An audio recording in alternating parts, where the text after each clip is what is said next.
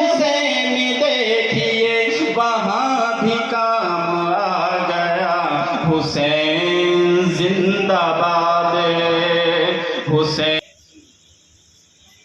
جس حسین کے تعلق سے آج ہم ذکر کر رہے ہیں اسے 1384 سال دنیا میں پیدا ہوئے ہو گئے۔ یہ رائے ہم سے کہ ہم لوگ اگر ہسٹری ہندی کی اٹھائیں ہم تو گاندھی جی کی، نہرو کی، سبھاش چندر بوس ہیں، یا کوئی بھی شہید ہے جو ہندوستان کے لیے اپنے تن من دھن کو قربان کیے، ان کی یاد ہے۔ کیونکہ ایسا نا UPSC وغیرہ IAS بنتے ہیں تو اس کی تیاری کرنی پڑتی ہے، لیکن ہم حسینی ہیں، ہمیں یہ معلوم نہیں کہ امام حسین کون سی سن میں پیدا ہوئے، کہاں پیدا ہوئے، کب پیدا ہوئے۔ بات سمجھ میں آ رہی ہے؟ امام حسین 4 ہجری شعبان کے مہینے، کسی نے 5 کہا لیکن متحقق۔ اب جیسے ابھی بتایا گیا کہ امام حسین کے تعلق سے اللہ کے رسول علیہ الصلوۃ والسلام کی محبت کیا تھی، یہی چیز ہمیں سمجھنی ہے۔ یہ کربلا کا معرکہ کس لیے وجود میں آیا، یہ کربلا کی تپتی ہوئی ریت کے ذرات ہم سے کس چیز کے لیے مطالبہ کرتے ہیں؟ یہ امام حسین کی شہادتیں تو بہت ہوئی، امام حسین کے جسم کا قیمہ نہیں بنایا گیا۔ تاریخ میں آپ نے پڑھا ہوگا، علماء اکرام کے زبانی آپ نے سنا ہوگا، امام حسین کا سر قلم کیا گیا،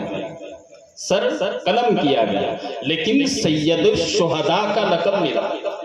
صرف سر کٹانے سے سید الشہداء کا لقب ملا۔ آپ دیکھیں بہت سارے ایسے لوگ ہیں جو دین پر جن کے جسموں کو نوچ لیا جاتا ہے، جن کے مومنوں کے جسم کو بوٹیاں بنا دی جاتی ہیں، ان کے جسم کے ذرات جو ہیں وہ چوراہوں پر بکھیر دیے جاتے ہیں، لیکن حسین کا سر کٹا، حسین کا سر کٹا اور مقام سید الشہداء کا ملا۔ آپ سے پہلے بہت سارے شہید ہوئے، بازو کٹے، یہ ساری چیزیں، لیکن سید الشہداء کا لقب کیوں ملا یہ سمجھنا ہے۔ حسین کو شہیدوں کا سردار کیوں کہا جاتا ہے، اور باتیں سمجھنی ہے 5 منٹ میں سمجھنے یا 1 گھنٹے میں آپ سمجھیں۔ امام حسین پیدا ہوئے، بتایا گیا امام حسین میرے کلیجے کے ٹکڑے ہیں، امام صاحب نے بتایا،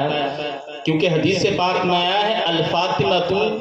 بدعۃ منی، فاطمہ میرے جگر کا ٹکڑا ہے، اور جگر کے ٹکڑے کا ٹکڑا جو ہوتا وہ بھی جگر کا ٹکڑا ہوتا ہے۔ بات سمجھ میں آ رہی ہے؟ جگر کے ٹکڑے کا ٹکڑا بھی جگر ہوتا ہے۔ اور دوسری بات، اللہ نے کلام پاک کے اندر ارشاد فرمایا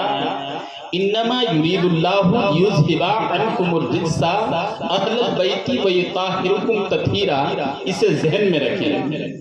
بے شک اللہ تمہاری آل کو پاک کرنا چاہتا ہے۔ اور کیسا پاک کرنا چاہتا ہے؟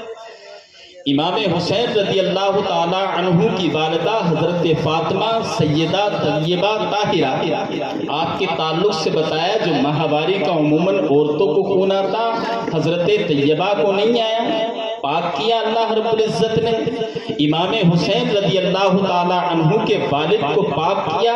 اور ایسی شان کے مالک آپ دیکھیں کہ آپ اگر نماز آپ کی عصر کی قضا ہو جائے تو سورج آ کر کے کہے کہ نماز پڑھ لو، بعد میں ڈوب جائیں، سورج آ کر کے کہے بعد میں اشارہ رسول سے۔ تو یہ شان، اور امام حسین کے تعلق سے اللہ کے رسول نے فرمایا، میرے آقا علیہ الصلوۃ والسلام فرماتے ہیں الحسن والحسین ریحانتان بالجنت، حسن اور حسین جو میرے دونوں شہزادے ہیں، میرے نواسے ہیں، یہ جنتی پھول ہیں، جنتی پھول۔ آج دنیاوی پھولوں کیوں ہم اپنے گلوں میں ڈالتے ہیں، چومتے ہیں، کھاتے ہیں، لیکن جنتی پھول کو ہم جانتے نہیں۔ ابھی تک ہم نے امام حسین کو سمجھا ہی نہیں، امام حسین کی شان کیا ہے یہ سمجھا ہی نہیں۔ امام حسین کون ہے، کیا وجہ ہے؟ تو آپ چلتے ہیں مدینے کی وادیوں میں۔ آج جب ہم دنیا میں نکلتے ہیں تو ہماری سواریاں یا تو موٹر سائیکل ہوتی ہے، اگر ہم اپنے باپ سے کہیں تو کچھ باپ ایسے بھی ہوتے ہیں کہ جو سائیکل کے لیے بھی منع کر دیتے ہیں، اور کچھ ایسے ہوتے ہیں کہ بیٹا گاڑی کا انتظام کر دیتے ہیں، بائک کا انتظام ہو جاتا ہے، آپ کے لیے سواری کا انتظام ہو جاتا ہے، لیکن یہ دنیاوی سواری ہے، اگر خراب ہو جائے تو اس میں بے وضو لوگ اس کو سنبھالتے ہیں، لیکن امام حسین کو جب سواری کی ضرورت ہوتی ہے تو دوشے مصطفیٰ ہوا کرتے ہیں، اللہ کے رسول کے کاندھے ہوتے ہیں۔ آج جب کوئی بیٹا اپنے باپ سے مطالبہ کرتا ہے